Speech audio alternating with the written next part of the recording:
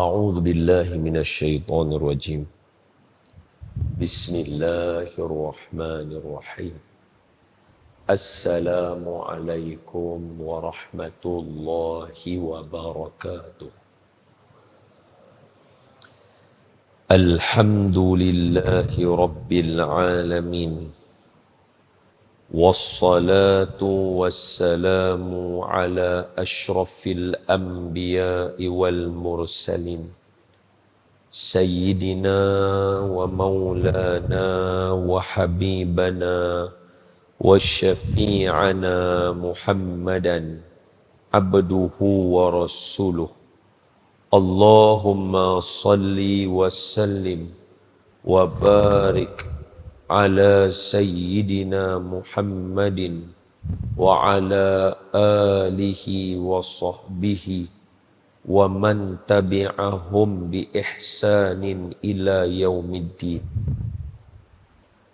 سبحانك لا علم لنا إلا ما علمتنا إنك أنت العليم الحكيم. رب اشرح لي صدري ويسر لي أمري واحلل عقدة من لساني يفقه قولي. أما بعد، فيا عباد الله اتقوا الله، أوصيكم وإياي بتقوى الله، فقد فاز المتقون. قال الله تعالى: أعوذ بالله من الشيطان الرجيم. يا أيها الذين آمنوا اتقوا الله حق تقاته ولا تموتن إلا وأنتم مسلمون. صدق الله العظيم. اللهم بارك لنا في رجب وشعبان وبلغنا رمضان. اللهم إنا نجعلك في نحور أعدائنا ونعوذ بك من شرورهم.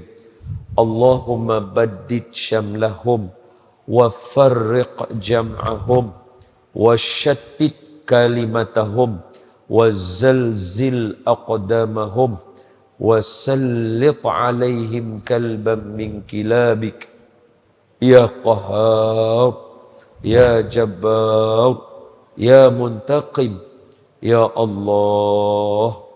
اللهم يا منزل الكتاب ويا مجري السحاب ويا هازم الأحزاب اهزمهم وانصرنا عليهم.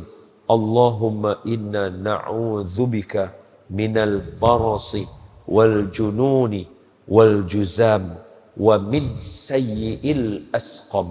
آمين يا رب العالمين. Terima kasih kepada pihak Masjid Al-Bukhari.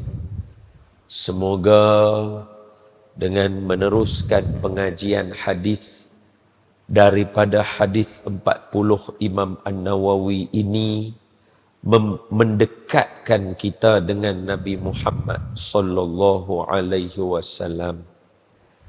Tidak adalah sesuatu yang dapat bagi kita dekat dengan Nabi Muhammad sallallahu alaihi wasallam melainkan perkara tu besar. Ulama secara kehidupan mereka, apa saja yang berkait dengan Nabi, semua mereka buat sungguh-sungguh.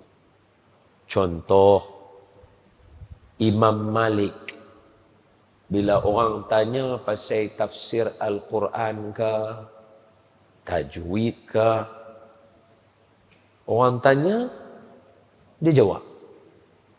Tapi bila orang kata, Imam Malik, tolong riwayatkan kami hadis, kata dia, tunggu sebentar. Masuk dalam bilik, mandi, salin baju elok, khadam dia letakkan kursi yang khas untuk baca hadis Nabi. Pakai jubah elok, bubuh pula yang abaya ke atas yang macam Habib-Habib pakai, ikat sorban, bubuh pula kain rida atas ni dia panggil toilasan, bakar bukhur, baru baca hadis. Pernah sekali Imam Malik duk mengajak, tiba-tiba muka dia jadi merah. Baca hadis.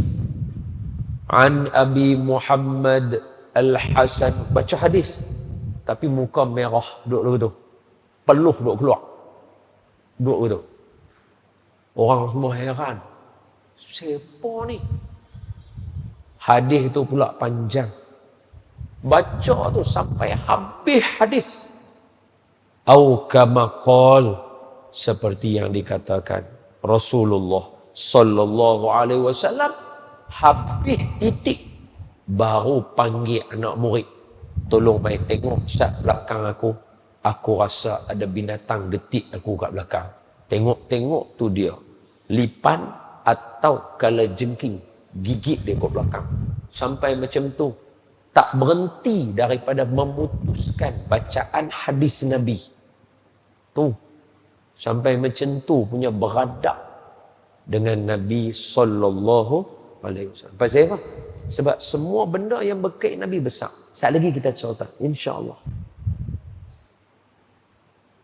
Kalau gambaran awal nak bagi boleh.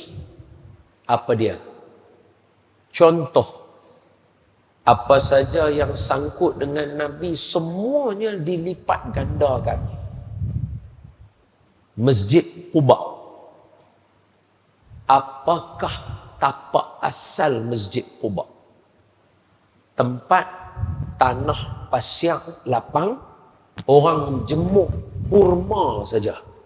Petik kurma, nak bagi kering supaya jadi tamar tu kan. Nak bagi orang makan kan, boleh tahan lama kurma tu kan. Kalau basah tu sat dia rosak lah. Jadi jemuk bagi kering, boleh simpan lama. Quba, Masjid Quba tu tempat jemuk buah kurma. Kalau bahasa kita bagi mudah faham, sebab bila kita cakap kat tuan-tuan, kita orang Melayu, orang Malaysia, buah kurma ni sunnah Nabi. Jadi kita tak boleh bayang. Jadi kalau kita bagi contoh apa? Bayangkan tempat jemuk ikan kering. Kat tepi laut kita apa semua kan, kat geng-geng balik pulau lah apa semua, tempat orang duk jemuk ikan kering. Lah, bukannya elok macam tu. Itulah tapak Masjid Quba. Nabi mai mendirikan Masjid Quba 2 rakaat, tempat yang sama, seperti mendapat pahala buat haji, buat umrah sekali. Tu dia. Tempat jemuk kurma saja, Nabi mai buat masjid 2 rakaat semayang dekat tempat yang sama, pahala dia seperti umrah sekali. Tu beza. Masjid Nabawi. Apa tempat asal Masjid Nabawi? 2. Tempat jemuk kurma sebahagian, tempat buang sampah sebahagian. Tanah tu Masjid Nabawi. Nabi mai wakaf tanah tu buat masjid, Nabi punya masjid. Siapa semayang tempat yang sama, dulu jemuk kurma, dulu buang sampah, siapa semayang pahala dia 1000 kali ganda. Kata ulama, itu khusus Masjid Nabawi. Tapi kalau Madinah keseluruhan, Nabi doa, ya Allah, doublekan Madinah daripada Mekah.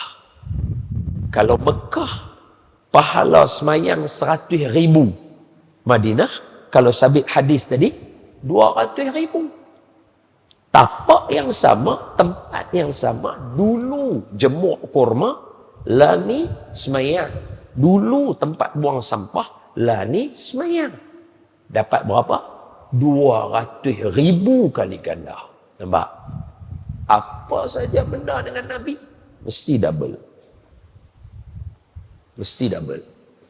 Jadi hari ini kita alhamdulillah Allah bagi kita sambung baca hadis yang ke-11. Dah masuk dah fasa 2/4, setengah yang kedua nak masuk. Seronok ni. Sebelum ni 1/4 dan ni nak habis yang 2/4 ni pula. Lagi 10 lagi hadis yang pertama. Seronok lah. Saya seronok lah. Sanggup ni. Kalau tidak tadi terbang pergi Madinah dah ni. Saya ni kalau tidak tadi terbang pergi Madinah dah. Baca hadis dulu. Madinah lagi 2 hari saya pergi. Ni sanggup ni. Rindu nak pergi. Pergi dah. Beg dalam kereta dah. Sonok nak baca hadis dengan tuan-tuan.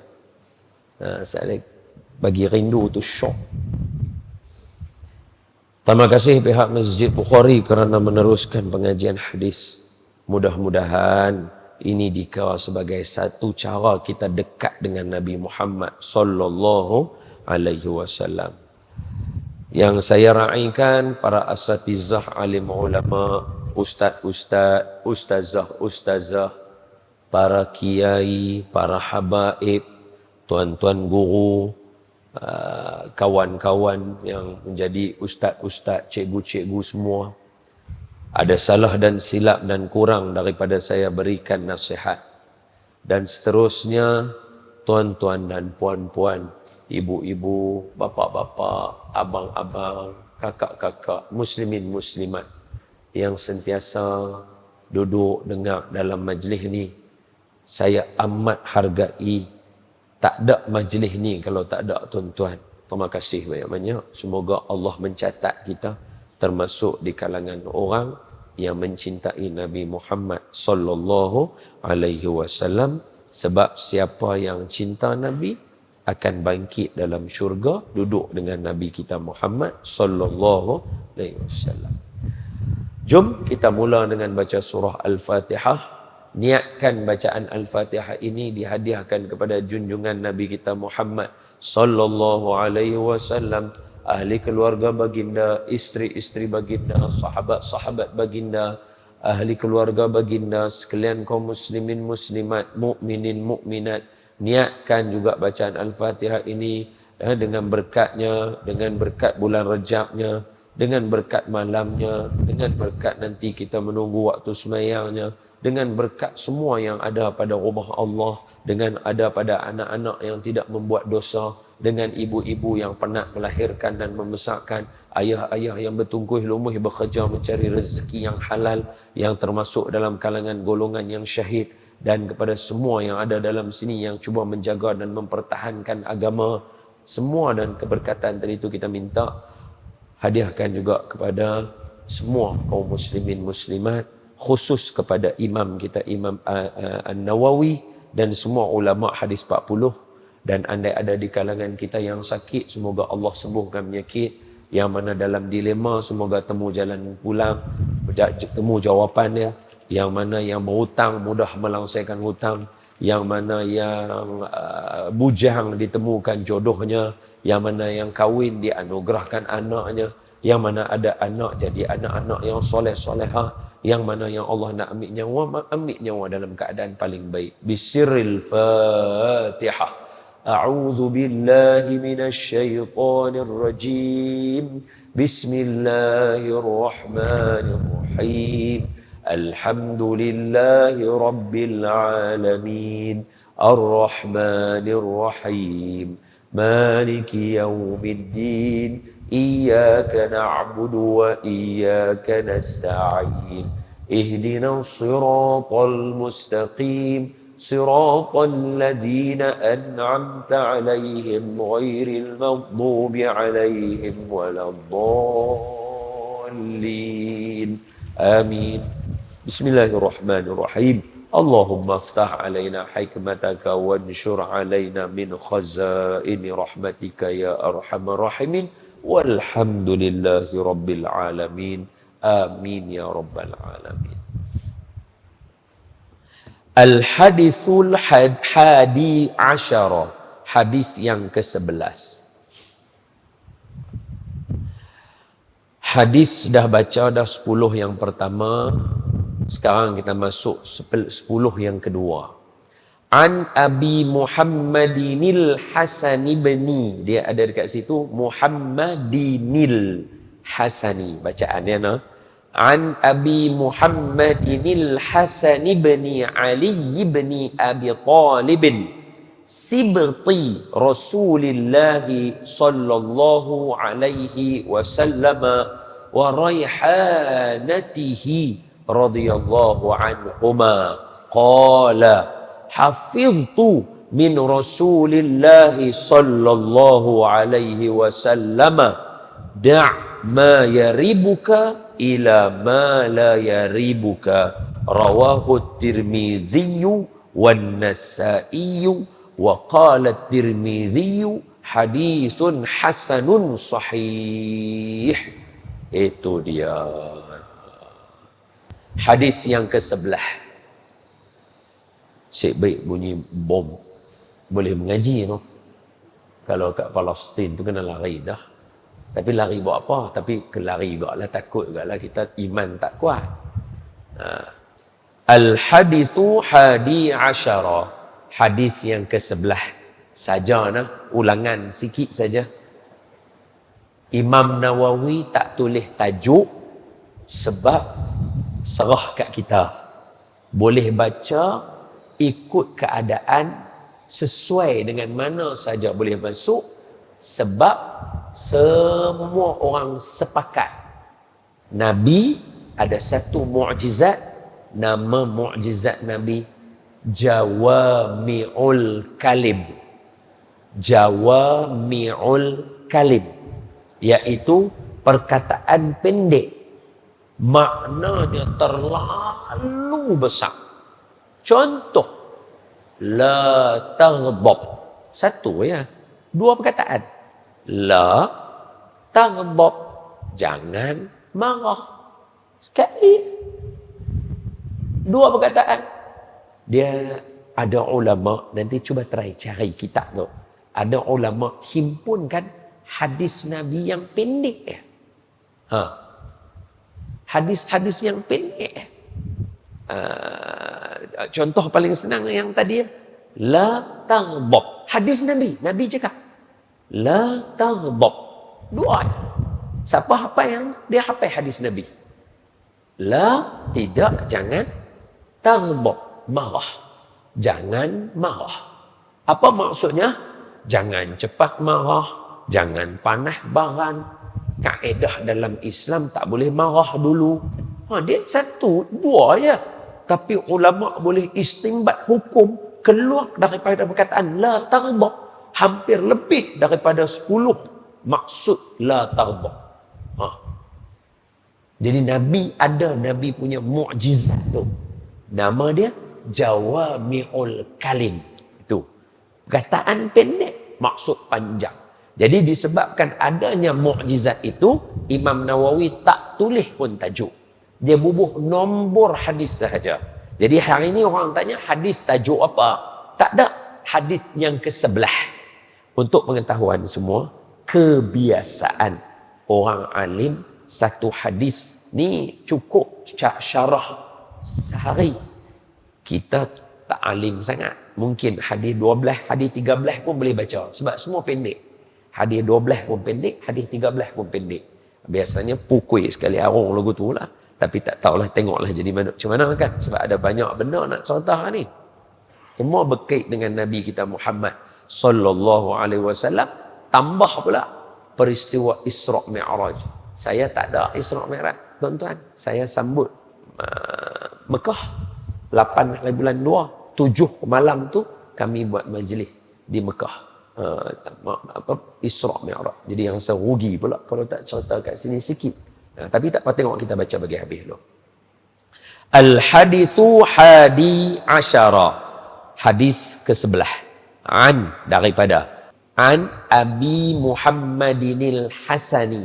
Daripada seorang lelaki yang diberi gelaran kepada dia kerana anak pertamanya Muhammad, orang panggil dia Abi Muhammad, anak sulung dia. Namanya siapa? Al-Hasan. Itu nama dia. Sebab itu cucu Nabi ini biasanya diberikan gelaran Al-Hasan Ibnul Hasan Ibnu Jaddul Hasan. 3 kali Hasan. Al-Hasan nama dia, Ibnul Hasan bapa dia Sayyidina Ali, Ibnu Jaddul Hasan anak cucu kepada datuk dia yang Hasan, iaitu belah mak dia, iaitu Nabi Muhammad sallallahu alaihi wasallam. Jadi ada 3. Al-Hasan Ibnul Hasan Ibnu Jaddul Hasan. Itu dia. Banyak Hasan. Memang dia terkenai. Sayyidina Hasan terkenai dengan orang yang akhlak paling baik. Sebab itu ketika berlaku kekecohan yang teruk di zaman Sayyidina Ali karamallahu wajhah wa radhiyallahu ta'ala anhu wa ardah, kita tak bercadang baca tajuk tu hari ni. Dia sebab kalau tidak nanti dia kena masuk cerita orang Khawarij. Masuk cerita orang Khawarij, kita mai sakit hati sikit lah. Dia akan keluar cerita orang-orang Khawarij punya perangai. Salah satu dia suka menghina para ulama, suka menghina orang-orang alim yang duk berlaku hari ini. Kita jadi geram. Ibu, ayah, tengok saya. Memang betul. Imam Syafi'i sendiri sebut. Ni kata ni. Beza kita. Baru mula kuliah, cakap kata geram dah. Imam Syafi'i yang alim ni, dia dah cakap satu hadis umum dah. Bukan hadis lah, ucapan dia umum. Apa? Saya sudah memaafkan semua orang yang menghina saya, Imam Syafi'i kata. Jadi hari ni ramai orang hina Imam Syafi'i. Imam Syafi'i dah maafkan dah. Allah, lapang dada sungguh. Tanyalah saya, pasal apa dia bagi maaf? Pasal dia tak mau gaduh dengan mereka ke? Pasal bila bagi maaf Allah sayang ke? Pasal bagi maaf ganjaran besar ke? Dah. Sebab apa Imam Syafi'i kata, aku memaafkan semua orang yang kata ke aku. Tengok saya elok-elok. Imam Syafi'i kata, aku maafkan semua orang yang kata dekat aku sebab aku tak mau menyusahkan Rasulullah sallallahu alaihi wasallam. Pasal bila orang mengata dekat aku, nanti Nabi nak kena bagi syafaat kat dia. Kalau ramai orang Nabi nak kena bagi syafaat, bila Nabi nak masuk syurga dengan kita? La ilaha illallah. Sampai macam tu dia fikir. Kita bagi maaf sebab nak awet muda. Kan Tok Abah kita, Datuk Fadilah Kamsah kata, bila orang tanya, Tok, macam mana ni daripada kami kecil tengok muka lagu tu sampai lah pun muka dia lagu tu kan, Datuk Fadilah Kamsah kan. Kan orang tanya dia, apa petua? Salah satu Datuk Fadilah Kamsah kata, bagi maaf kat semua orang sebelum tidur. Jadi kita bagi maaf pasal ambil petua tu nak awet muda. Nak awet muda. Tapi Imam Syafi'i, aku bagi maaf sebab aku tak mau menyusahkan Nabi Muhammad sallallahu alaihi wasallam. Tengok saya. Kan Nabi orang yang pertama masuk syurga. Tengok saya. Kalau Nabi orang pertama masuk syurga, pasal apa Nabi ada dekat penimbang, mizan? Dalam hadis kata, kalau ada umat Nabi yang timbangannya tak berapa cantik, Nabi akan bagi syafaat, bagi berat timbangannya. Betul? Saya tahu, tuan-tuan semua tahu cerita tu. Saya yakin tuan-tuan semua tahu. Betul? Macam mana pula boleh ada kat mizan? Kata masuk syurga dulu. Macam mana Nabi boleh ada kat titian Sirat? Macam mana Nabi boleh ada dekat telaga Kautsar bagi seorang-seorang minum? Macam mana Nabi boleh ada dekat Qanturah, tempat yang mana orang semua lagi ni? Contoh aja lah, bukan doa pun, tak doa kat tempat ni. Contoh saja. Ni Qanturah, tempat ni sebelah tu syurga. Kena lintas sini baru masuk sana. Yang kebanyakannya ni hadis hari ni, Ramai orang sangkut dekat konturah. Pasal apa? Kena bagi pahala ke orang lain. Jalan lagi selangkah masuk syurga, keluar pergi masuk neraka. Dia konturah. Saya kita baca hadis tu. Macam mana Nabi boleh ada kat situ? Kata Nabi masuk syurga, tengok saya elok, tengok saya elok. Kata Nabi masuk syurga dulu. Maka berkata ulama, bayangkan kasih Nabi dengan kita, perhiasan dan keindahan dalam syurga tidak menambat hati Nabi nak dibandingkan dengan kita yang menggembirakan hati Nabi. Nabi sanggup masuk syurga, keluar balik mai cari kita. Kalau siapa tak sayang Nabi, teruk. Kita masuk syurga tak keluar dah. Berani keluar. Jangan tak masuk balik bah. Masuk tu terus keluar dah. Ada betul tak? Tuan-tuan masuk syurga. Tuan-tuan masuk syurga. Saya doa kita semua supaya Allah bagi kita masuk dalam syurga. Amin ya rabbal alamin. Tuan-tuan masuk syurga. Confirm tuan-tuan tak nampak saya. Ramai. Macam mana tuan-tuan nak nampak saya? Tapi tuan-tuan kelapak dah nak cari saya. Tuan-tuan mesti kata, ada kot tingkat lain bah. Nabi dah masuk syurga, umat tak ada, keluar dah. Nabi meninggalkan nikmat syurga kerana bagi Nabi kita lebih nikmat daripada nikmat syurga. Tu. Bila cakap-cakap dulu tu baru teringat. Hari ni mula tak baca selawat, karut semua. Salatullahi salamullah ala taha rasulillah. Salatullah salamullah ala yasin habibillah.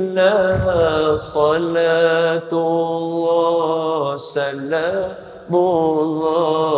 ala yasin habibillah. Ya Allah, Bukhari. Salatu Allah ala taha rasulillah. Salatullah salamullah ala yasin habibillah. Salatullah salamullah ala yasin habibillah. Tawassalna bismillah wa bil hadi rasulillah wa kulli mujahidin lillah bi ahlil badriyah Allah wa kulli mujahidin lillah bi ahlil badriyah Allah. Ya Allah, salatu Allah ala taha rasulillah. Salatullah salamullah ala yasin habibillah. Salatullah salamullah ala yasin habibillah. Ala yasin habibillah. Allahumma salli wa sallim wa barik alaihi wa ala alihi wa sahbihi wa dhurriyyatihi. Memang Sayyidina Hasan terkenal dengan seorang yang berakhlak mulia, akhlak dia baik. Memang sabit daripada hadis riwayat pun Sayyidina Hasan orang yang sabar. ketika berlaku khilaf di antara Sayyiduna Ali karamallahu wajhah wa radhiyallahu anhu wa ardah alaihi salam dengan Muawiyah. Sebab bagi Muawiyah nak supaya orang yang bunuh Sayyidina Uthman diambil tindakan. Sayyiduna Ali kata, aku tak dapat bukti lagi.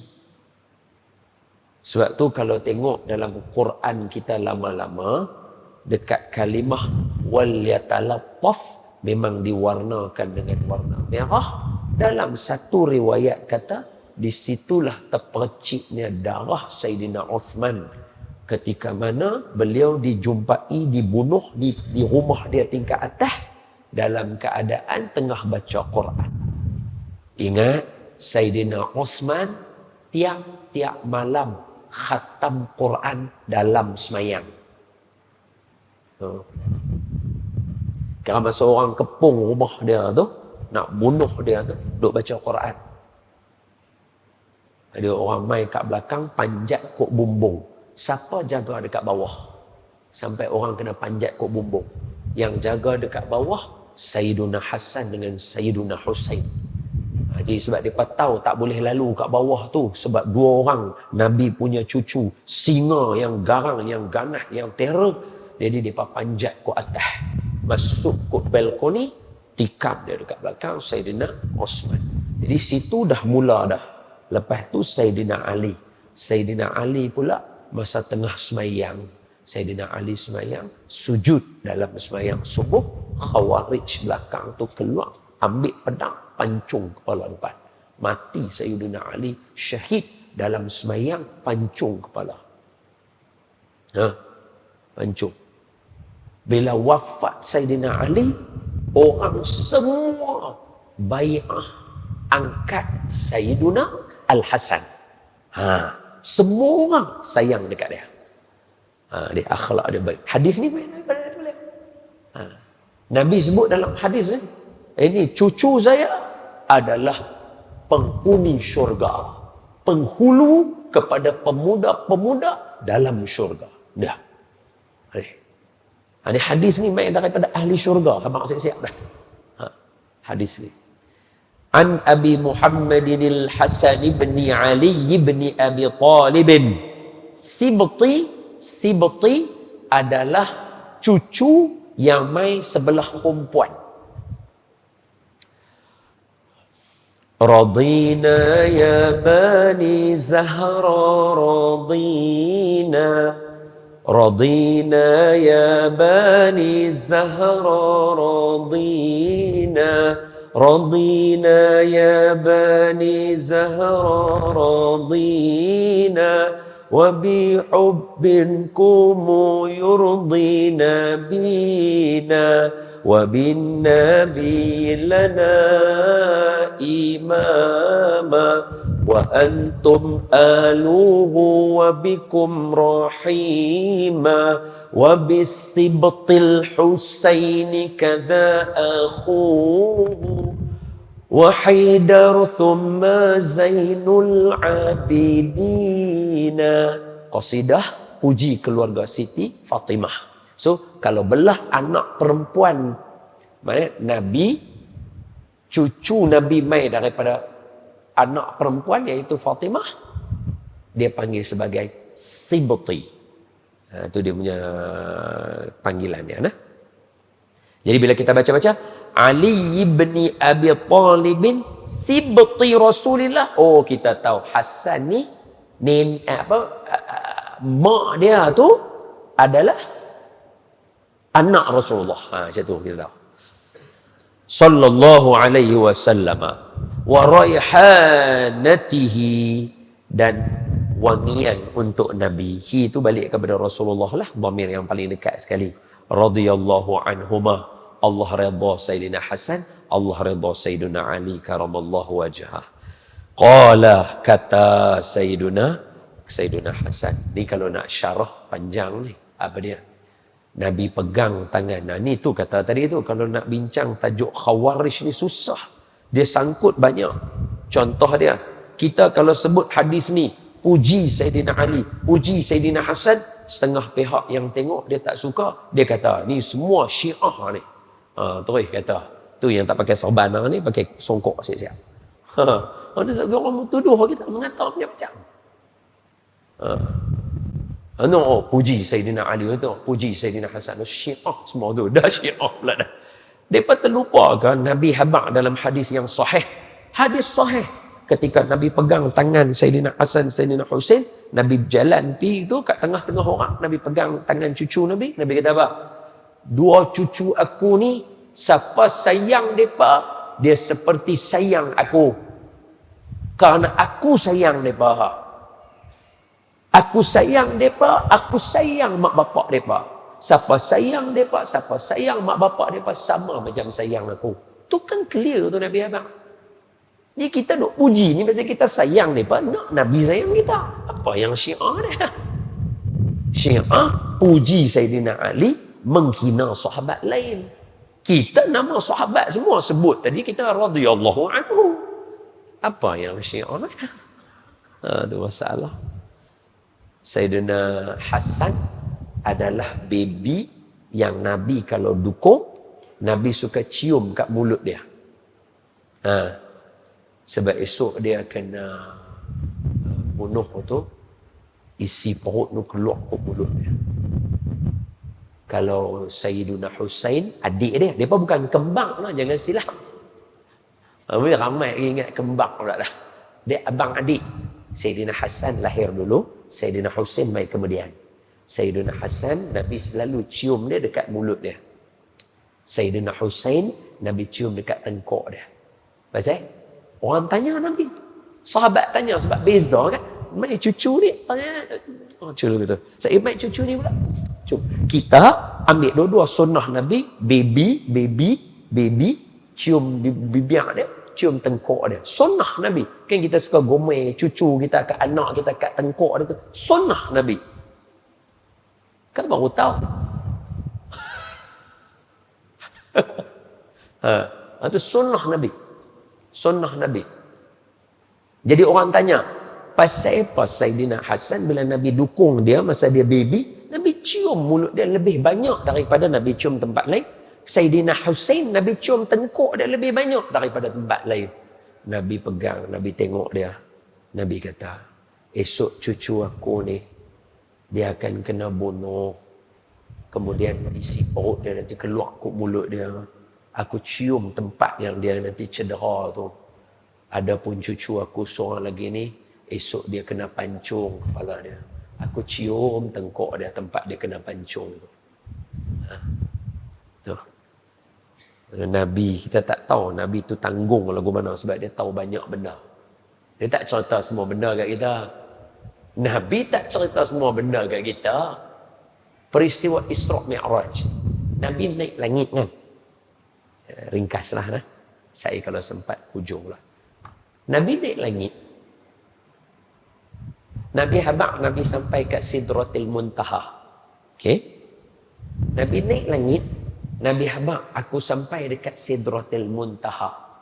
Dia adalah sebatang pokok. Ada hadis dua nah. Hadis yang pertama yang saya sebut, dia mai daripada kitab Syekh Daud Qatani. Nama dia Kifayatul Muhtaj, membicarakan Isra' wal Mi'raj. Hadis yang kedua kita baca daripada kitab seorang tok guru alim di Mekah, sangat dihormati, meninggalkan kita dah 20 tahun. Beliau wafat tahun ni 2004. Sekarang 2024, 20 tahun tinggal kita. Selama 20 tahun kubur beliau biasa digali sebanyak 3 kali. Maksudnya mereka nak tanam orang baru, mereka korek tempat kubur beliau. Di perkuburan Ma'la, sini makam Siti Khadijah, mereka sebelah ni makam Syekh ni. Siapa nama dia? Al-Habib Sayyid Muhammad Ibn Al-Alawi Al-Maliki rahimahullah. Tertulis di dalam, tonton kalau nak tengok boleh. Tonton, tekan saja Google Syekh Muhammad Ibn Al-Alawi Al-Maliki. Tonton akan tengok, jangan tanya kubur, semayang jenazah dia saja macam haji. Tu, seorang ulama di Mekah yang sangat dicintai oleh penduduk Mekah. Dia meninggal, orang sembahyang jenazah dia macam haji. Macam haji. Ada depan rakam, masuk dalam YouTube, depan simpan video tu. Tonton balik nanti boleh tengok. Jangan tengok sekarang, tengok dalam masjid pula. Sabarlah balik nanti. Sayyid Muhammad Ibn Al-Alawi Al-Maliki rahimahullah, antara tok guru kepada banyak guru-guru kita. Kalau orang Kedah, Tuan Guru Haji Soleh. Tu tok guru dia. Tu tok guru dia. Arwah Tuan Guru Haji Soleh. Habib-habib. Tu semua tok guru mereka tu. Alim tu. Syekh Muhammad Ibn Al-Alawi Al-Maliki rahimahullah. Sekarang yang jaga madrasahnya kalau di Mekah tu, anaknya Sayyid Ahmad. Syekh Sayyid Al-Habib Sayyid Ahmad bin Muhammad Ibn Al-Alawi Al-Maliki. Tahun lepas saya di Mekah juga masa Isra' Mi'raj, insya-Allah tahun ni pun sama, alhamdulillah. Tahun lepas masa saya di Madinah, saya pergi Mekah dulu, masa Isra' Mi'raj saya di Madinah. Tok-tok guru kita semua pergi Mekah. Rumah Syekh Ahmad, anak Syekh Muhammad Ibn Al-Alawi, pergi talaqi kita. Habib Ali, Ustaz Somad, semua tok-tok guru besar, Habib-Habib semua himpun rumah mereka. Tok guru kita tahun lepas masih menelaah lagi kitab Isra' Mi'raj. Kitab bapa dia daripada anak dia. Anak dia syarah kat depa. Dahsyat tok guru kita. Biasa. Saya ambil daripada tu hadis yang kedua ni nanti. Daripada kitab dia. Apa nama kitab dia? Anwarul Bahiyah. Dalam membincangkan tentang Al-Isra' wal Mi'raj khairul bariyah. Perjalanan Isra' Mi'raj, makhluk sebaik-baik makhluk atas muka bumi, khairul bariyah. Anwarul Bahiyah nama kita. So apa dia? Nabi kita apa? Tajuk kita, Nabi bukan cerita semua benda kat kita. Sebab tadi kita katakan Nabi tahu Sayyidina Hasan nanti wafat, Nabi cium mulut dia. Nabi tahu Sayyidina Husain, Nabi cium tengkuk dia. Nabi bukan cerita semua benda kat kita. Contoh Nabi tak cerita semua benda dekat kita ialah Nabi masa Isra' Mi'raj, Nabi naik kat Sidratil Muntaha. Nabi sampai, Nabi kata Sidratil Muntaha macam pokok. Okey, hadis yang daripada Syekh Daud, akar dia langit ke-6. Batang dia naik sampai langit ke-7. Naik atas lagi daripada langit ke-7 sampai mustawa tu. Langit ke-9. Tu lapis ke-9 dia punya tingkat dia lah. 7 Baitul Ma'mur, mustawa satu lagi. Kalau yang dalam ni bagi tahu kata dalam Syekh Muhammad Ibn Al-Alawi, langit ke-7 Sidratil Muntaha. Nabi naik, Nabi kata aku tengok pokok Sidratil Muntaha. Tuan-tuan buka aja, banyak hadis. Daunnya seperti telinga gajah. Maknanya bentuk macam telinga gajah, besar. Buahnya seperti kolah. Kolah Nabi sebut dalam hadis. Kolah. Buah besar kolah. Daun besar telinga gajah. Buah besar kolah. Tu dia buah besar mana? Kolah. Daun besar telinga gajah. Buah besar kolah. Kira macam boleh jadi macam pokok temikai lah. Daun kecil, buah besar. Boleh jadi. Tapi pokok dia besar. Nabi cerita yang tu ya. Buka pula hadis lagi, Nabi kata apa? Dekat atas setiap daun Sidratil Muntaha ada malaikat. Warna berbeza-beza. Cantik. Tu semua ada dalam kitab. Hadis sahih. Okey, berhenti dekat tu. Nabi cerita tu ya. Kita buka hadis yang lain. Apa Nabi Adam cerita yang dulu saya kata? Di setiap helaian daun ada nama Nabi Muhammad sallallahu. Nabi pernah cerita kat kita, dekat atas daun ada nama saya. Nabi pernah cerita. Dia tak cerita semua. Kita dapat daripada hadis lain. Nabi tak cerita semua. Otak kita tak boleh nak tampung ilmu Allah luah. Berat. Iyalah. Macam saya selalu abang, penimbang. Mana boleh penimbang gula nak guna untuk timbang beras? Lingkup kan? Penimbang berah, timbang lori, hancurlah. Otak kita penimbang berah kan? Ilmu Allah penimbang lori. Otak kita tak boleh masuk. Hadis ini datang daripada Sayyidina Hasan bin Sayyidina Ali bin Abi Talib, cucu kepada Rasulullah sallallahu alaihi wasallam, yang datang jalurnya daripada Siti Fatimah dan merupakan raihanatihi, wangian kepada Nabi kita Muhammad sallallahu alaihi wasallam. Katanya, kata Sayyidina Hasan, hafiztu, aku hafal, min Rasulillahi sallallahu alaihi wasallam, aku hafal daripada tuan aku. Rasulullah kata ke aku, apa dia? Da' ma yaribuka, tinggal benda yang mengkonfuskan kamu, ila ma la yaribuka, kepada perkara yang kamu tak confuse. Rawahu Tirmizi, hadis ini diriwayatkan oleh Imam At-Tirmizi, Imam An-Nasai, dan berkata Imam Tirmizi, hadis ini hadis hasan sahih, hadis sahih. Baik, kata Sayyidina Hasan, Nabi ajak dekat kita satu formula, da' ma yaribuka ila ma la yaribuka, tinggal benda yang confuse, ambil benda yang tak confuse. Contoh, tengok saya elok. Hari ni saya pun tak tahu bila tuan-tuan dengan saya ni nak berhenti daripada duk terjebak dengan dunia hari ini yang penuh dengan kepalsuan. Tengok saya tak habis cakap lagi. Tengok dulu, nanti dulu, jangan buat keputusan apa lagi. Dengar dulu. Cuba bayangkan, hari ini benda palsu menjadi tajuk utama kepada kita punya kehidupan. Saya yakin tuan-tuan tak nampak lagi. Tak apa, bagi saya bagi tahu satu-satu sama. Apa dia? Contoh, kita syarah hadis malam ni. Contoh, ada orang tulis kat komen, ni ustaz ni apa, dengar cakap dia ni jahat lah apa.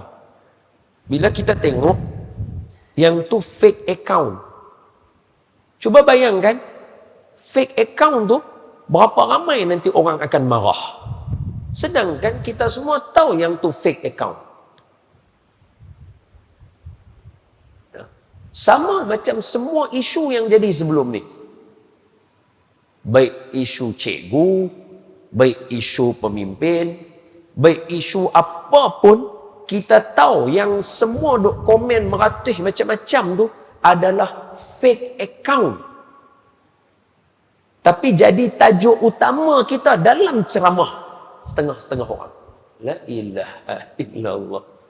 Pasal apa benda palsu jadi kita punya panduan? Benda palsu kan? La haula wala quwwata illa billah. Dan benda tu palsu. Komen tu komen daripada orang yang akaunnya palsu. Kalau akaunnya palsu, orangnya belum tentu jujur. Maknanya orangnya pun palsu. Kalau orangnya palsu, komennya palsu, akaunnya palsu, yang kita serius sangat, kenapa? Tuan-tuan menghabiskan masa, saya menghabiskan masa, kita menghabiskan masa, fikir tentang benda-benda palsu. La ilaha illallah. Tuan-tuan ingat tak? Tengok saya Azad boleh? Tengok saya Azad. Saya ni terkesan benda-benda macam ni sebab saya jadual tahun 2025 dah isi dah. Makna saya advance setahun duk isi. Jadi benda ni sangat terkesan pada saya. Apa dia? Perumpamaan yang selalu orang buat tu. Bekah, ada batu besar, ada pasir.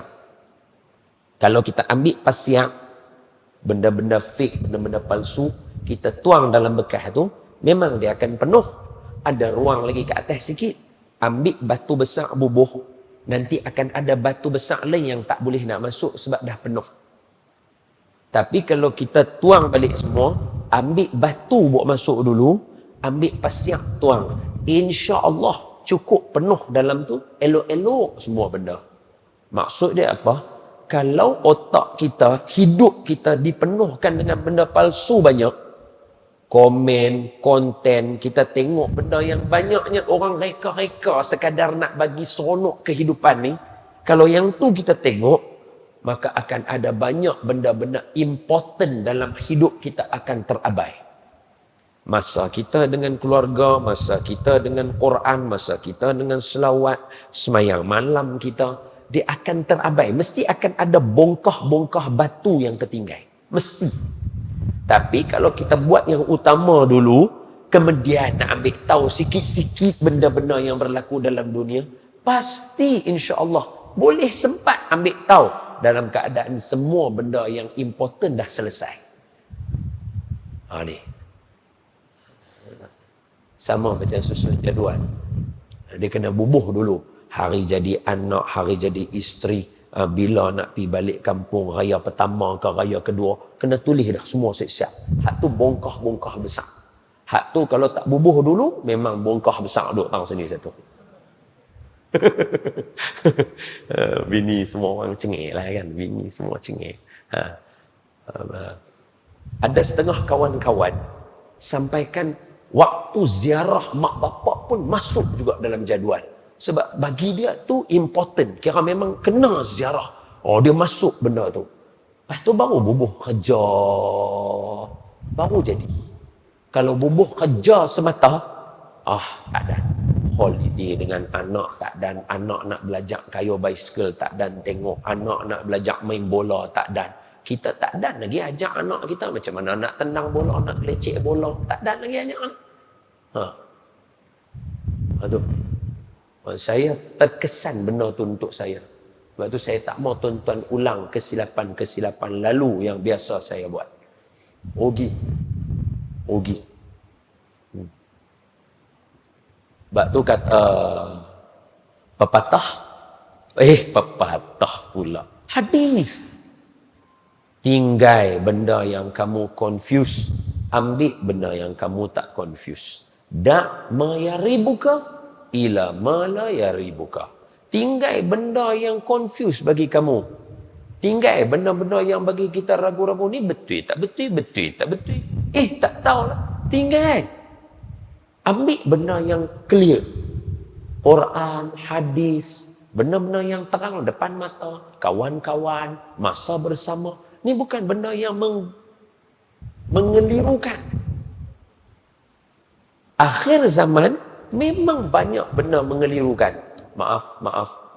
Saya tak bercadang nak sebut banyak. Sikit je, sekali lalu je, laju je. Memang akhir zaman banyak benda mengelirukan. Sehingga kan anak-anak kita pun orang bagi keliru macam-macam benda. Termasuklah dia ni lelaki ke perempuan. Keliru juga. Faham, tak faham sudah. Langkau laju saja yang tu. Tak bagi anak-anak dengar. Nampak? Semua benda. Maaf, selit jugalah sikit. Cuba juga ikhlaskan hati. Tak mau kata ke orang. Hatta kepada ulama-ulama muktabar pun orang nak bagi confuse juga dengan kealiman mereka. La ilaha illallah. Kita tak kenal Imam Syafi'i. Ngata banyak. Tuan-tuan kalau baca sejarah hidup Imam Syafi'i, menangis. Macam mana nangis dia campur aduk. Baca sebab seronok, baca nangis sebab sedih, nangis sebab syok, nangis sebab suspend, nangis macam mana dia buat keputusan, tengok keadaan dia dengan mak dia. Tuan-tuan nak jumpa anak macam mana ni? Kita hari ni tak akan jumpa. Kita pun tak boleh jadi macam tu. Seorang tok guru alim yang disayangi oleh semua orang, penduduk di Baghdad mencintai Imam Syafi'i. Ketika Imam Syafi'i duk mengajak mereka, suatu hari Imam Syafi'i tak balik langsung ke Mekah. Imam Syafi'i lahir di Gazzah. Keluarga Imam Syafi'i asal Gazzah. Lahir sana, Gazzah perang, mak bapak Imam Syafi'i mai. Ayah syahid, mak sempat lari. Lari ke Mekah. Besarkan Imam Syafi'i di Mekah. Umur 7 tahun, 8 tahun masuk sekolah. Alim dah tahu tajwid apa semua benar. Mengajar pula dekat Mekah. Dekat Masjidil Haram apa semua tu. Pandai sangat. Gubernur Mekah bawa pergi Madinah. Pergi Madinah belajar pula dengan tok guru alim. Imam Malik. Secara tak langsung belajar dengan Imam Abu Hanifah. Tuan-tuan tengok saya. Maknanya apa? Maknanya apa? Tuan-tuan duk dengar tak saya duk abang? Imam Syafi'i belajar dengan Imam Malik. Imam Malik dengan Imam Abu Hanifah belajar sekali. Maknanya apa? Imam Ahmad bin Hanbal lahir 10 tahun selepas Imam Syafi'i, belajar pula dengan Imam Asy-Syafi'i. Maksudnya apa? Tuan-tuan tak nampak?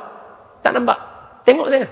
Maknanya Imam Syafi'i sempat bermazhab dengan Imam Abu Hanifah, sempat mengikut mazhab Imam Malik. Dalam keadaan Imam Syafi'i ada mazhab, Imam Ahmad bin Hanbal sempat bermazhab dengan mazhab Imam Syafi'i. Apa masalah kita? Betul tak betul? Clear, senang, baca pun tahu. Dia belajar dengan Imam Malik, maknanya dia bermazhab dengan Imam Malik dulu. Betul? Hanya senang nak semua pakat duk mengangguk. Tu saya kata tu ada orang-orang yang jahat, dia bagi confuse semua orang. Dia habak lagu ni. Macamlah depa tu bukan anak murid dengan tok guru. Man yurid ilmun nafis fa'alaihi bi Muhammad bin Idris. Siapa nak ilmu yang lurus, belajarlah dengan Muhammad bin Idris. Kata Imam Syafi'i, wa kaifa dzalik wa ana tilmizu Malik. Bagaimana begitu? Imam Malik adalah guruku. Tak. Jangan kacau. Tok guru kita alim. Imam Syafi'i, tuan-tuan nak dapat macam mana? Dia nak keluar daripada rumah. Mak dia kata, jangan balik selagi tak alim. Tak balik dia. Sampai dah mendewasa dah, umur 20 lebih dah. Rombongan Baghdad mai buat haji.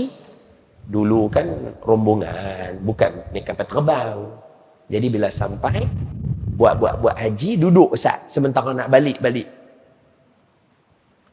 Mesti ada majlis ilmu. Okey, ni geng Baghdad mai duduk sini. Iraq punya geng semua mai duduk sini. Tok guru nak mengajar. Tok guru ada seorang. Anak murid Imam Syafi'i. Maka ketika dia mengajar di dalam Masjidil Haram, dia kata, berkata guru kami Muhammad bin Idris rahimahullahu ta'ala. Begini. Berkata guru kami Muhammad bin Idris, hadis Nabi SAW, begini. Dalam majlis itu, ada ibu Imam Syafi'i. Dia duk dengar nama Muhammad bin Idris. Hati mak, ibu ni dia ada insting. Orang perempuan ni saya pun tak tahu Allah bagi apa kat mereka, saya tak tahu. Tapi dia punya insting power. Dia terdetik. Macam nama anak aku. Habis kuliah, mai jumpa dengan tok guru yang duk mengajar tadi tu. Dia tanya, boleh tak saya nak tahu siapa dia Muhammad bin Idris, guru kepada tok guru? Oh, itu guru kami yang alim. Beliau bagian. Beliau berasal daripada Gazzah, ada duduk di Mekah. Di sini mungkin kampung guru kami macam. Habis dia cerita, mak Imam Syafi'i kata, itu anak saya. Maka bila dia dengar lagu tu, dia kata kepada mak Imam Syafi'i, wahai ibu kepada guru kami, apa khidmat yang saya boleh tolong? Dia kata, ni mak guru kami ni. Maka kata mak Imam Syafi'i, kalau jumpa dengan anak saya, bagi tahu dekat dia boleh balik dah. La ilaha illallah. Nak balik pun tunggu mak bangkit. Astaghfirullahalazim. Anak murid dengar, balik. Tok guru, saya jumpa mak tok guru. Jumpa ibu saya, ya. Apa pesan ibu saya? Dia kata, Tok Guru boleh balik. Letak jawatan terus. Mufti, letak jawatan. Umum terus. Saya nak balik Mekah. La ilaha illallah. Saya bila baca kisah macam ni, saya merenung jauh. Pasal apa? Kalau begini Imam Syafi'i, kita, ustaz-ustaz yang duduk ada kamera banyak ni, saya ni bercakap ni, cukup hati-hati. Sebab semua benar saya cakap, mak bapak saya tengok. Ada benar tak kena saja. Hamba jangan main ambil ni. Geng 786 nya ni.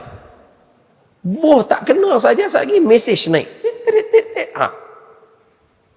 Saya dalam majlis, Habib Ali ada dengan saya. Saya pengurusi majlis, moderator, forum, berdua. Oh begitulah, Masya Allah, terima kasihlah tuan-tuan. Alhamdulillah majlis kita selesai lah. Habib, silakan baca doa. Habib kata, Ustaz Don baca doa. Saya kata, Habib bacalah doa Habib di masjidnya. Ustaz Don, anda ambil tabaruk Ustaz Don. Kita ni dah ahli keluarga Nabi suruh. Takkanlah kita nak berulang-ulang lagu tu lagi sampai sudah tak baca doa. Kita pun baca. Saya baca doa disuruh oleh Habib selepas saya suruh Habib dulu. Habib amin. Mesej masuk. Kenapa hang baca doa bukan Habib? Tu mak saya tulis. Jenuh nak explain kat mak saya. Kali kedua, forum dengan Habib lagi rezeki. Live. Mak saya duduk tengok juga. Saya, abang Habib, jangan suruh saya baca doa. Saya kata lagu tu. Mak saya tengok nanti balik saya kena marah. Saya abang kat Habib. Habib, kali tengok kamera. Ibu Ustaz Don. Hari ni Ustaz Don baca doa lagi. Saya suruh. Dia kata macam tu. Tuan-tuan cuba bayang. Saya buat live lagu tu, mak kita hantar mesej, Fatipah hang yang baca doa. Habib alim lagi daripada hang duk ada sebelah hang. Begitu. Sekarang ni kamu ni orang-orang alim, ada kamera banyak, kamu hina tok-tok guru yang lain, mak bapak kamu tak kata apa ke? Tak, saya terdetik benda tu sebab saya tengok Imam Syafi'i. Saya fikir benar macam tu. Saya nak cakap ni sayau ni. Sekali mak pak aku dengar silap-silap member dia ada dalam ni, dia payung satu video hantar, pai aku sekali lagi kena. Saya fikir benda tu. Jangan kata kita, Imam Syafi'i tu. Mak dia kata balik dia tinggal jawatan, letak jawatan, balik. Elok dia nak balik, orang semua sayang dia. Letak jawatan lagu tu. Orang tak boleh nak luah kasih. Orang bagi hadiah banyak ke Imam Syafi'i. Jadi bawalah unta-unta, bawa barang-barang hadiah apa semua balik. Main dengan khadam apa semua balik. Main daripada Baghdad bergerak. Baghdad tu, Iraq tu, dekat dengan Turki tu, balik ke Mekah. Sampai saja di Mekah, Imam Syafi'i kenal mak dia. Dia nampak Kaabah, dia berhenti dia punya unta dia. Dia kata kat khadam dia, khadam, hampir habang saya kat mak aku, kata aku dah sampai. Khadam pi naik, tutup, pi. Assalamualaikum. Waalaikumsalam. Mak Imam Syafi'i jawab daripada dalam rumah. Siapa tu? Saya khadam kepada Imam Syafi'i. Aywah, ada apa? Imam Syafi'i dah balik. Dia tanya, bolehkah dia nak balik rumah ni? Tutup guru alim. Macam tu punya sayang kat mak dia. La ilaha illallah. Kata Imam Syafi'i, apa yang anak saya bawa balik? Khadam? Teluslah. Oh banyak. Untanya penuh dengan harta. Itu berapa banyak unta ada? Jawab mak Imam Syafi'i, sampaikan salam kepada anak aku, suruh dia pulang balik ke tempat asal dia, kalau itulah yang dia bawa balik. Khadam terkejut, balik main jumpa Imam Syafi'i. Imam Syafi'i tengok, khadam, apa mak aku cakap? Mak Tok Guru halau balik. Sebab dia kata dia suruh jadi alim, bukan bawa balik harta. Allah. Imam Syafi'i kata, khadam, ambil semua unta aku yang penuh harta ni, pergi sedekah kat penduduk Mekah. La ilaha illallah. Hanya tinggal unta yang bawa kitab saja. Habis dah bagi. Tutup guru alim di Baghdad, orang hormat mufti. Mai di sempadan Mekah, seorang anak sedekah habis semua. Tengok cek unta dengan kitab dia. Hadap, habaq kamu aku. Tinggal unta bawa kitab saja. Khadam bi. Assalamualaikum. Waalaikumsalam. Siapa tu? Saya khadam Imam Syafi'i. Ya, apa? Anak puan tanya bolehkah dia balik? Kata mak Imam Syafi'i. Apa yang dia bawa balik? Kitab. Kalau begitu aku akan sambutnya di depan pintu. Baru balik. Allah. Kita. Assalamualaikum. Waalaikumsalam. Siapa? Khadam kepada anak puan. Apa anak saya bawa balik? Harta banyak. Itu semua saya yang punya. Saya ibunya.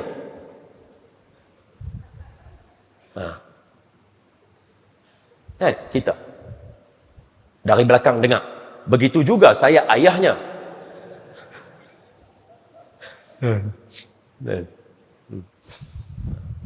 Mana? Lepas tu kehidupan kita tahu dalam keadaan penuh dengan noda begitu, kita menghina orang yang mulia yang menjadi petunjuk kepada kita. La ilaha illallah. La ilaha illallah. Semoga Allah mengampunkan dosa kita. Jangan termasuk, tuan-tuan, jangan sekali-kali seronok duduk buat benda-benda lagu tu. Menghina orang, mengata orang, peleceh orang, merendah orang. Semua ni bukan akhlak daripada akhlak Nabi Muhammad sallallahu alaihi wasallam. Tuan-tuan dan puan-puan yang saya kasih sekalian, sebagai penutup, tak dan cerita pasal Isra' Mi'raj, tapi ada satu kisah baru saya nak cerita, riwayat Imam As-Suyuti. Okey, dalam kitab. Tengok, saya cerita kat tuan-tuan. Penutup malam ni. Sebelum tu, kesimpulan dulu.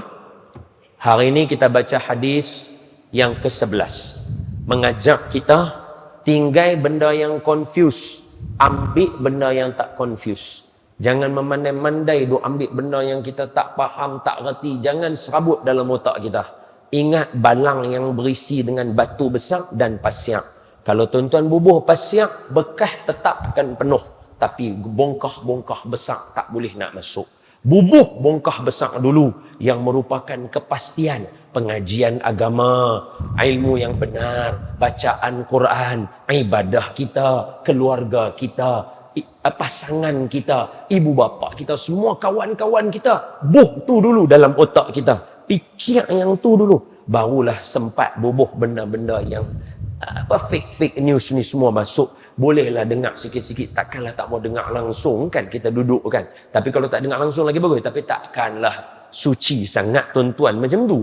Jadi kita semua sepakat yang tu. Hadis ini diriwayatkan oleh siapa? Diriwayatkan oleh imam kita lah, Sayyidina Al-Hasan bin Ali bin, kalau bin lagi satu tu, binti Fatimah lah, Sayyidati Fatimah binti Rasulullah sallallahu alaihi wa alihi wasahbihi wa baraka wasallam. Okey, itu selesai cerita kita malam ni. Habis. Kisah ini diriwayatkan oleh Imam As-Suyuti dalam kitab karangan beliau, Al-Khasa'is Al-Kubra. Kata Imam As-Suyuti, di zaman Nabi Musa ada seorang lelaki dari kalangan Bani Israel. Tengok saya. Fir'aun, Nabi Musa lari, habis cerita Fir'aun, lepas laut, Fir'aun semua lemah, habis cerita. Nabi Musa, Mesir dengan penduduk Bani Israel. Hidup elok. Nabi Musa pi pula 40 hari dekat Bukit Tursina dapat wahyu, keluar lembu Samiri lah apa semua. Okey. So dalam lingkungan itu, mana Fir'aunnya cerita tak ada dah. Ada seorang lelaki, akhlaknya tidak bagus sangat. Sehingga kan orang kampung meluat dekat dia. Meluatnya orang kampung dekat dia sehingga kepada tahap bila dia mati, orang kampung buang badan dia, jasad dia dekat tong sampah. Kira makna marah sungguh lah. Dah lah, betul lah. Kita kata Bani Israel tu jahat. Tapi kalau kata Bani Israel tu jahat, hak kawan ni mereka pituk tong sampah, mana kawan ni pun jahat. Serupa tu jugalah. Nakai. Malam itu, Nabi Musa diberitahu wahyu oleh Allah. Hai Musa, pergilah sempurnakan jenazah tadi tu. Ambil dia, mandikan, kafankan, salatkan, kebumikan dia. Terkejut Nabi Musa. Siapa dia lelaki ni? Orang kampung semua meluat dengan dia. Dia pun memang ada perangai yang menyebabkan orang meluat kat dia. Tapi pasal apa? Aku, Musa, disuruh untuk tunaikan itu. Kenapa Allah tak kata, hai Musa, ambillah beberapa orang dari Bani Israel. Boleh faham tak? Tapi kenapa spesifik, hai Musa, kamu tolong semayang untuk dia. Kenapa? Maka Nabi Musa ambil jenazah, mandi, kafan, semayang ke bumi. Kemudian Nabi Musa tanya dekat Allah, Tuhan, dia ni siapa? Tuan-tuan tengok saya. Sebab itu saya ulang balik topik kita hari ini. Jangan suka memandang serong dengan orang. Kita semua tak tahu latar belakang setiap seorang ni. Kalaulah kisah athar ini tidak diceritakan oleh Allah kepada Nabi Musa, kita pun tak tahu apa orang tua ni buat. Apa Pak Long ni buat. Orang meluat dengan dia. Tuhan suruh Nabi Musa doa kat dia, semayang kat dia. Maknanya apa? Dia confirm syurga. Nabi semayang kat dia. Even Nabi Musa pun tak tahu dia ni buat apa. Maka kata Nabi Musa, Tuhan dia ni buat apa? Maka kata Allah, Musa, orang ini yang kamu semayang tak zat, yang kamu kebumikan tak zat, ada malam-malam harinya dia, ialah macam kita lah, bila buat jahat saya tegah-tegah teringat taubat, baca Quran, zikir, esok buat balik, macam tu lah. Ada malam-malam hari dia, lelaki ni dia membaca Taurat. Ketika dia baca dengan elok-elok, bila sampai kepada nama Nabi Muhammad, dia cium nama itu.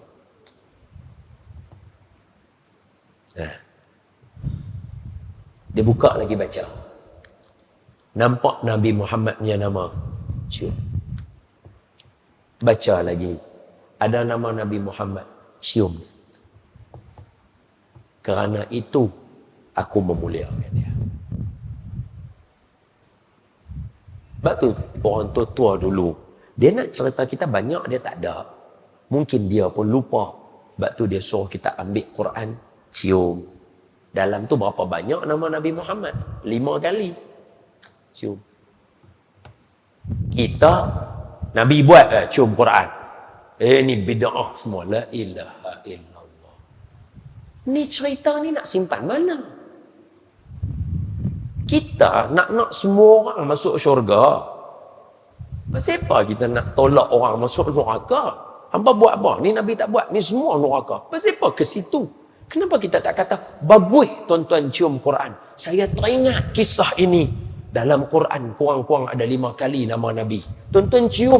Mudah-mudahan tuan-tuan dengan saya pun dimasukkan dalam syurga. Nampak? Itulah ajaran ahli sunnah wal jamaah. Dia nak suruh kita masuk syurga. Segala sudut jalan yang ada nak suruh kita masuk syurga. Jadi bila kita baca hadis ke, kita baca kitab apa ke, nak cium pun dah takut. Sebab apa? Nabi tak pernah buat. Sebab tak jumpa cerita ni. Nampak? Cuba tuan-tuan bayang. Saya sebut lagu ni lah kat tuan-tuan. Cuba bayang. Bila tuan-tuan dengar kisah saya cerita, maaf, tuan-tuan tengok saya. Di sudut hati kita berbunga. Ada can aku masuk syurga, nampak? Betul tak betul? Yang tu kita mau. Kita nak semua orang rasa dia ada can masuk dalam syurga. Apa seronok tengok orang masuk neraka? Boleh? Yang tu yang Nabi nak. Sebab itu, tengok saya. Ingat tak kita baca hadis sebelum ni? Entahlah, tuan-tuan pun mungkin tak ingat. Benda sebulan sekali. Janganlah marah bila kita lupa. Tu nak baca sebulan sekali. Hari-hari mengaji pun lupa. Ini kan sebulan sekali. Terlalu lupa. Bayangkan, main semayang saja. Nabi kata apa? Siapa yang mengambil wuduk di rumah dia? Siapa yang ambil wuduk, elok sempurna, habis wuduk, angkat tangan. Asyhadu an la ilaha illallah wahdahu la syarikalah wa asyhadu anna Muhammadan abduhu wa rasuluh. Allahumma ja'alni minat tawabin wa ja'alni minal mutatahhirin wa ja'alni min ibadikas salihin. Apa kata Nabi? Terbuka 8 pintu syurga, pilih mana nak masuk. Baru ambil wuduk, nak main semayang, dah bagi syurga. Nabi sambung lagi. Siapa ambil wuduk dari rumah, berjalan kaki mai ke masjid nak sembahyang fardu. Tadi maghrib kita mai. 1 kaki Allah ampun dosa, 1 kaki angkat darjat. Lagi sekali bagi syurga, lagi sekali ampun dosa. Hadis lagi, siapa ambil wuduk dengan sempurna, gugur dosa muka dia, gugur dosa tangan dia, gugur dosa telinga dia, kepala dia, kaki dia. Dia seperti orang yang bersih daripada segala dosa. Ampun lagi dosa. Masuk dalam masjid, tuan-tuan semayang maghrib, mayang tak usah cerita, seperti menanggung dosa di atas bau. Setiap kali rukuk, dosa semua jatuh berterabuk, berum jatuh. Berdiri balik duduk, letak balik dosa yang lain pula. Sujud pula, berum jatuh pula semua dosa. Habis semayang, diampunkan dosa, masuk dalam syurga. Tunggu waktu Isyak. Apa yang berlaku? Satu hadis Nabi lain lagi. Apa dia? Ketika Nabi balik ke rumah Nabi, sahabat duk tunggu waktu semayang. Nabi keluar daripada rumah Nabi, tengok sahabat yang sama duk ada di masjid, duk tunggu nak semayang yang seterusnya. Tadi semayang asar, ni nak semayang maghrib pula. Faham tak? Tadi semayang maghrib, ni nak semayang Isyak pula. Jadi semayang maghrib dengan Nabi, Nabi balik rumah, mai keluar Isyak, duk ada lagi dia. Faham tak? Jadi Nabi kata apa? Tidaklah aku nampak bila hampa duduk sini daripada tadi tunggu waktu semayang, melainkan pintu langit terbuka untuk hampa semua terima doa. Daripada tadi Allah atur perjalanan kita, nak habaq kata dia nak ampun dosa kita, tujuan untuk bagi masuk syurga. Tiba-tiba kita berakhlak, perangai kita tolak semua benda yang kita buat untuk masuk dalam neraka. Apa? Tak kena langsung dengan sunnah Nabi. Tak kena tolong. Tuan-tuan kalau nak saya hurai satu-satu, zikir tuan-tuan baca dapat apa. Semuanya ampun dosa masuk syurga. Ampun dosa masuk syurga. Inilah umat nak yang ni. Kita nak yang ni. Ada harapan aku dengan Tuhan. Betul? Wallahualam. Tak ampun minta maaf ada salah silap. Semoga cerita itu memberikan kita semangat untuk terus beribadah. Yang paling penting, membungakan rasa sayang kepada Nabi Muhammad sallallahu alaihi wasallam. Terima kasih sekali lagi. Assalamualaikum warahmatullahi wabarakatuh.